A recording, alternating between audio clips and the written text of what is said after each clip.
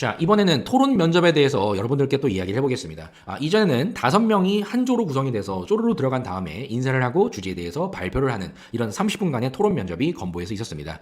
참고로 뭐 무조건 다 1인당 n분의 1을 하는 그런 건 아니지만 평균적으로 6분 정도 이야기를 할 수 있다. 이렇게 이해를 하시면 되고요. 흐름이 어떻게 이어지느냐. 첫 번째 어떤 주제에 대해서 20분 정도 준비를 하고 들어가게 되면 사회자가 있을 수도 있고 없을 수도 있습니다. 보통 근데 없는 경우가 많이 있고요. 첫 번째 인사를 한 다음에는 1번 지원자부터 한 명씩 번호가 부여가 될 텐데 각각 도입부에 발언을 돌아가면서 한마디씩 할 겁니다. 보통 얘기를 하는 방식은 이 주제에 대해 어떤 방향과 어떤 관점에서 본론에서 자세히 말씀을 드리겠습니다. 이런 형태로 서론을 얘기하게 되면 한 바퀴를 쭉 돌 겁니다. 그러면 그 뒤에는 순서대로 이야기를 하는 게 아니라 손을 들고 내가 먼저 얘기를 하고 싶다고 하면 먼저 얘기하는 흐름입니다. 여기에서의 어떤 변수는 이전 영상에서 제가 말씀을 드렸는데 상황 면접에서는 나의 주장만 하면 됩니다. 하지만 토론이라고 하는 것은 먼저 손 들고 이야기를 하는 사람이 있기 때문에 내가 면접 준비 시간에 말하고자 했던 나의 주장을 다른 동료, 다른 면접자가 먼저 얘기할 수가 있다. 이런 경우에 갑작스럽게 멘붕이 오는 경우가 많이 있는데요. 그래서 여러분들이 다른 면접자들도 이렇게까지는 다 얘기하지 않겠느냐라고 먼저 내가 생각을 하고 들어가는 것이 좋습니다. 그래서 내가 타인이 주장을 했을 때 1번 지원자님의 주장에 덧붙여서 나의 주장을 이렇게 생각합니다. 그러므로 우리 주제, 오늘 토론을 하고 있는 이런 주제에 더 좋은 방향이 도출될 것이라고 생각합니다. 이렇게 더 취합을 하고 나아가는 과정을 이렇게 본론에 이야기를 해야 합니다. 그래서 서론 단계에서 본론에 대해서 이야기를 해보겠다라고 했을 때 처음 본론을 이야기하는 분들은 마음껏 얘기를 할 수 있기 때문에 나는 한 바퀴 돌고 언제 나의 본론을 이야기를 할 것이냐 이런 흐름을 잘 이해하시고 그 순서를 잘 정하셔야 됩니다. 내가 토론에서 이야기하고자 하는 이 내용이 다소 다른 사람도 다 이야기를 할 수 있을 것이다 라고 생각하면 반드시 처음에 손을 들고 얘기하는 게 좋고요. 조금 나는 다른 관점으로 이야기를 할 것이다 라고 하면 예상대로 일반적인 답을 하는 이 다른 면접자에 덧붙여서 내가 준비했던 것을 더 보완해 나가는 방식으로 전략을 짜는 게 좋을 겁니다. 그래서 어찌됐든 취합을 하고 더 나아가는 것이 중요하다 제가 말씀을 드렸죠. 그렇기 때문에 여러분들이 본론 단계에서 얘기를 할 때는 주제에 대한 흐름이 계속 공통적으로 잘 이어가고 있고 더 나아가고 있는지를 계속 체크를 해야 합니다. 하지만 다 본인의 주장만 얘기하고 뭔가 방향성 자체가 중구난방이다 했을 때면 또다시 여러분들이 찬스가 됩니다. 토론자들이 그동안 이야기를 했던 그 여러 주제들을 취합하고 정리하고 그리고 더 나아가는 방향으로 제시를 하면 점수가 됩니다. 당연히 경청을 하셔야 되고 다 칸을 나눠서 1번, 2번, 3번, 4번, 5번 무엇을 얘기하는지를 요약을 하시고 메모를 해두셔야 내가 이렇게 정리를 하고 정보 취합과 더 나아가는 대안까지도 제시할 수가 있다. 상당히 중요한 거죠. 그래서 이렇게 본론을 한번 얘기하면서 또 다른 주제, 다른 관점에서 이야기를 할 때도 또다시 토론을 이어가면서 한 5분 정도가 남았다 치면 모두 다 결론을 도출해야 됩니다. 알게 된 점, 입사 후 포부 등등 여러 가지 형태로 결론을 도출하시면 되고요. 이런 결론을 내려야 되는 그 부분을 연습을 많이 하시는 게 중요합니다. 그래서 상황 면접 같은 경우에는 나 혼자 발표를 하는 그런 방식이기 때문에 준비를 했던 방식 그대로 발표를 하면 되지만 토론은 그때그때마다 다른 토론자들이 어떤 이야기를 할지를 몰랐던 내용들이 막 토론이 시작됐을 때 나오고 이런 변수들이 많이 있기 때문에 여러 가지 변수를 예측해서 최대한 그 토론 시간 안에 좋은 답안을 도출하고 방향성을 유지할 수 있도록 이끌어 주시는 것이 가장 중요합니다. 그래서 여기도 제가 말씀을 드렸듯이 주제에 대해서 일반적인 답은 대부분 다른 토론자들도 할 거다. 근데 내가 주장하고자 하는 핵심 내용이 다른 면접자들도 똑같이 답을 할 것이다 라는 점을 예상하지 못하고 들어가게 되면 생각의 깊이가 차이가 나기 때문에 말리기 시작한다. 나만 얘기할 수 있는 답을 준비해 가는 게 좋겠죠. 그럼 나만 얘기할 수 있는 답은 어디에서 가져올 수 있느냐? 나의 경험과 경력입니다. 간호사라면 병원에서, 사회복지사라면 이런 복지 현장에서, 교직에 대한 부분을 하셨다면 교직에서, 공직이라면 공직에서 이런 부분을 내 이전의 이력에서 가지고 오셔야 더 다양한 관점에서 이런 토론들이 잘 일어납니다. 일반적인 답, 나의 이력이 전혀 빠져있는 그런 단순히 대답만 준비해 오시게 되면 많이 당황할 수가 있습니다. 그리고 이따 또 토론 매너는 알아볼 텐데 토론은 절대 어떤 주제에 대해서 어떻게 생각하십니까? 1번 토론자님 이런 형태로 질문을 갑작스럽게 하게 되면은 그 1번이 상당히 당황할 수밖에 없습니다. 이 토론도 다 긴장이 되는 상태이기 때문에 가능하면 토의 방식이라고 하면 화합과 팀워크가 중요하니까 단순히 공격 형태로 물어보는 이런 부분은 여러분들이 하지 않는 게 좋습니다. 실제로 그런 질문을 받게 되면 상당히 여러분도 당황할 겁니다. 그리고 어떤 주제에 대해서 꼭 얘기해보고자 할 때는 다른 면접자들과도 동의하는지를 다 묻고 흐름을 이어가는 들어가는 게 중요합니다.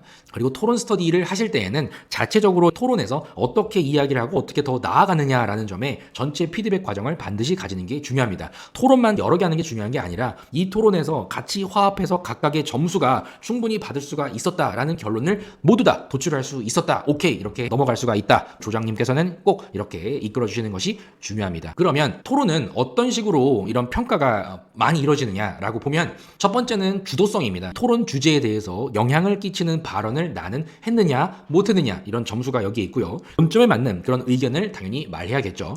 그리고 토론은 혼자 하는 게 아니기 때문에 본인의 주장도 중요하지만 타인으로부터 좋은 의견을 이끌어낼 수가 있었느냐 이런 협동과 화합 이런 부분이 매우 중요합니다. 단순히 나만 이야기한 거나 아니면 나만 계속 시간 비중을 점점 일부러 많이 얻어내려고 하는 이런 의도성이 보이게 되면 다 감점입니다. 개인의 역량도 중요하지만 공헌이 상당히 중요하기 때문에 공헌도도 봅니다. 주제에 대한 방향성을 얼만큼 유지를 할 수 있도록 이끌어 주었는가, 그리고 핵심적인 그런 의견을 최대한 취합을 잘 했는가, 논점에 집중할 수 있도록 이끌었는가, 팀과 화합하여 정해진 시간 안에 최종 결론을 어떤 식으로 더 발전된 내용으로 도출했는가, 이렇게 모든 토론자들이 다 결론을 도출했다고 하면 이 팀은 좋은 점수를 받을 수밖에 없습니다. 그래서 여러분들이 이런 토론 면접 평가를 어떻게 하는지를 꼭 알고 준비하시는 게 중요하고요. 그리고 여러분들이 토론 면접에서 반드시 하지 말아야 하는 5가지가 있습니다. 첫 번째, 나의 주장이 인트로에 머물러 있다, 추상적인 이야기만 한다, 이렇게 이어가게 되면은 점수를 받을 수가 없습니다. 핵심과 요지를 알고 이야기를 하셔야 되고요.